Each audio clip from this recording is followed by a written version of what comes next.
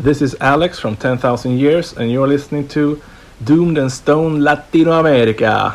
Thank you so much for your time. It means a lot. So the first question, because we have just 15 minutes, can you tell us about your first music memories? How do you get involved in heavy music? In heavy music or in music in general?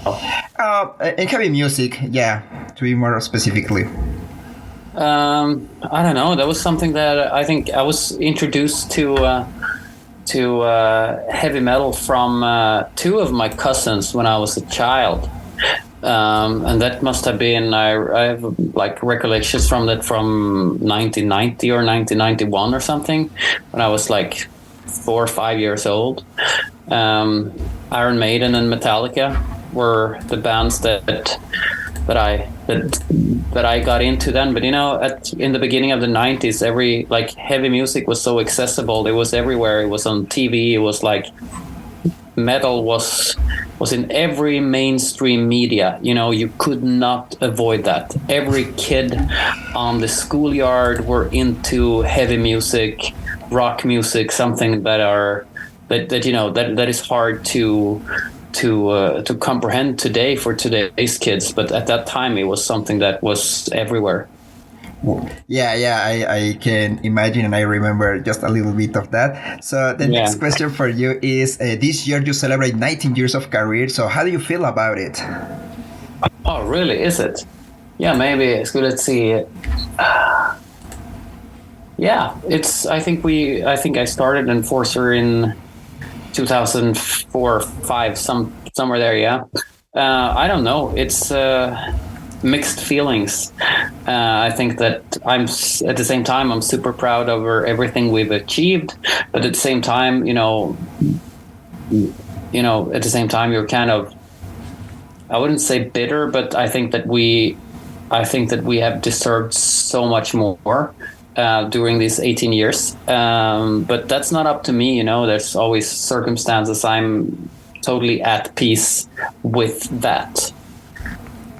Yeah, but at the end of the day, I mean, you have a lot of fans around the world. You can travel to different parts, and that's a blessing. That's my opinion. I mean, play music for everybody and give a piece of your art to everybody is a blessing. That's why my point of view, of course. And I that's part of being an artist. Some days you are really happy with everything that you have achieved, and another day you are kind of, oh, why isn't it working? Mm-hmm. So, and everything in between. Yeah, definitely. Well, the next question for you is, you develop a special sound. So tell us in general words, what gear do you use to create these killer riffs? What gear? Yeah. Obviously, I'm a vintage freak when it comes to music gear. But I mean, classic guitars. I play I play a lot of Fender Stratocasters, mostly in the studio, which I think gives like a really nice tone. I don't like guitar tones when they're overly distorted. It should be like mid distorted, and so you can hear like the accent on the strings, and you can hear the transient on the tone, and you don't kill the tone completely. I actually like a pretty clean sound when it comes to heavy metal. If you listen to bands like Judas Priest and Scorpions and stuff that I'm inspired, actually there's not a lot of gain on the guitars. It's just a heavy, like mid-tone, strong guitar tone, which I really like. And nobody does that anymore except from us.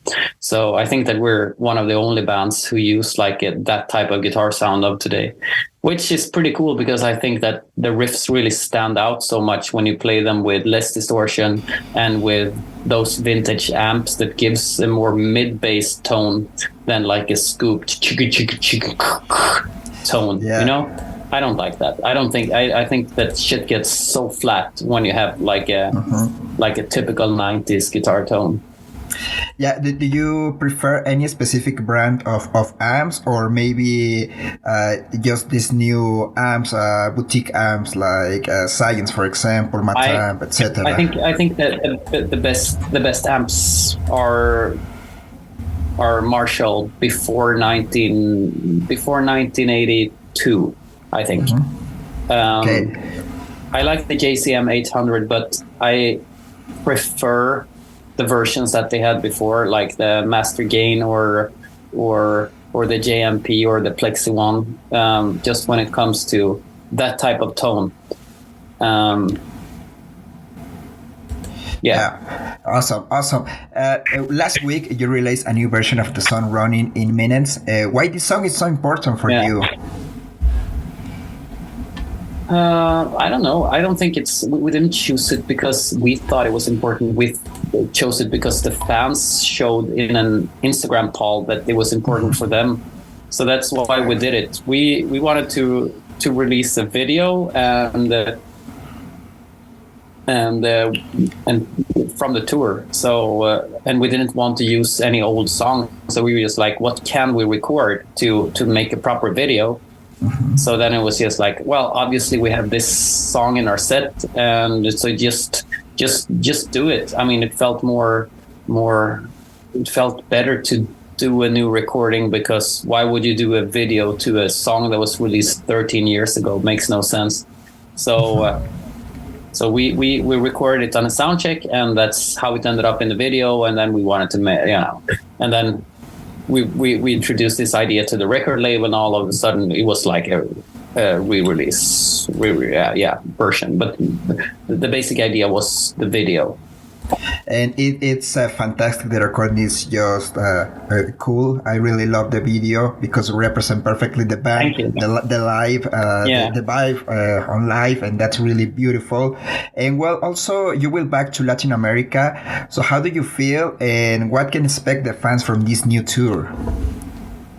I think that on the previous tour in Latin America, we focused on new songs, but this time we're going to have the same thing as we did in the spring tour that we did earlier this year, and that's just to do a best of our entire career.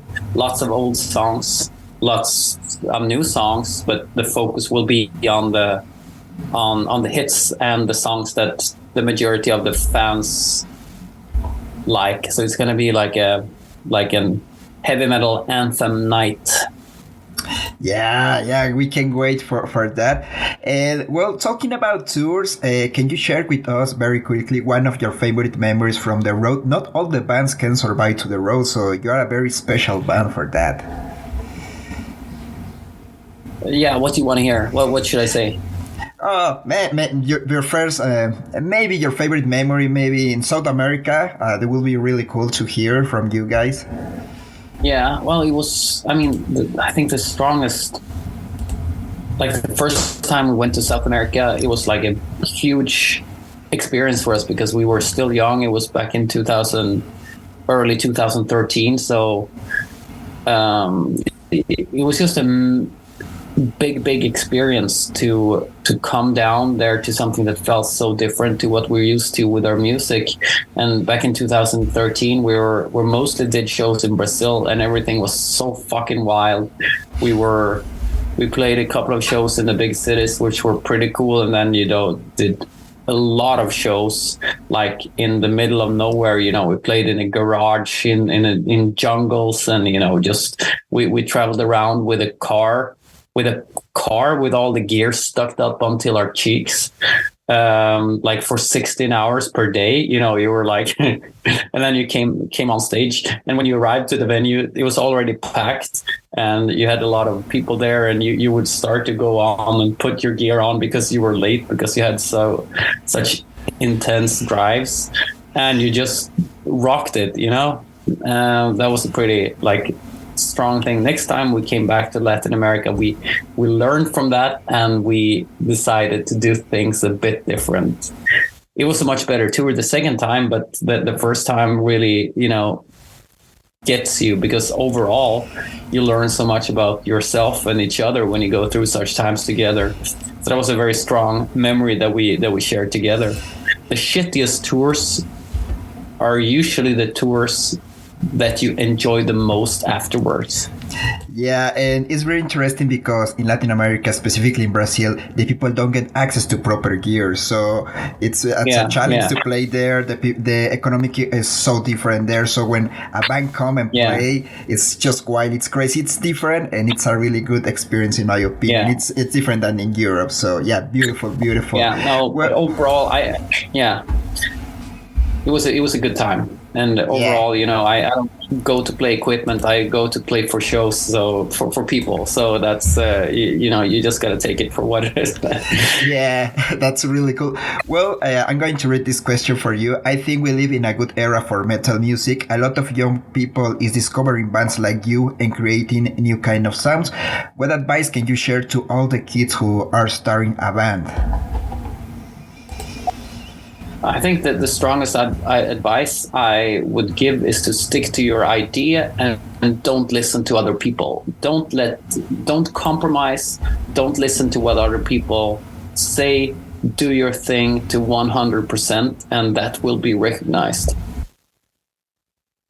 Be like no one else. Be like no one else. Just, you know, there are a lot of Metallicas, there are a lot of Iron Maidens. Just be yourself.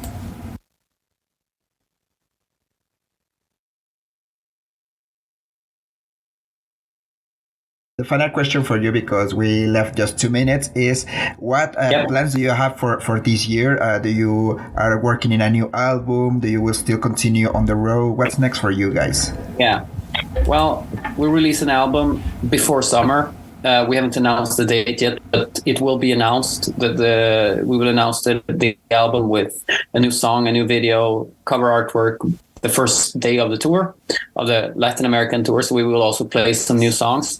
So then we have then we will have that. It will be released before the summer. We have some festivals, some one-off shows in Europe.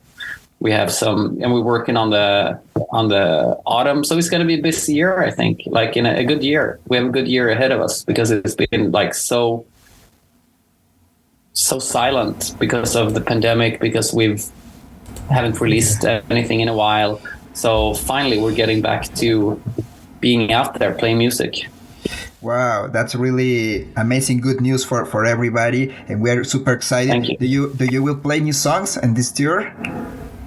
Yeah, we will play one new song that we also will release the same day as the first show. Perfect. We can wait to see you guys, and well, we wish you all the best here in Mexico and Latin America. We can wait. You have a lot of fans here, wild fans. So happy to see you there. We'll see you there. Yeah. Yeah. Any final words for the audience here in Mexico or Latin America? See you at the show. It's gonna be truly something special. This time it's gonna be best of Enforcer, heavy metal hymns. It's going to be wild. Well, thank you so much. And yeah, thanks so much for your time. Hope to see you here and meet you. Thank you so much for doing the interview. Appreciate it.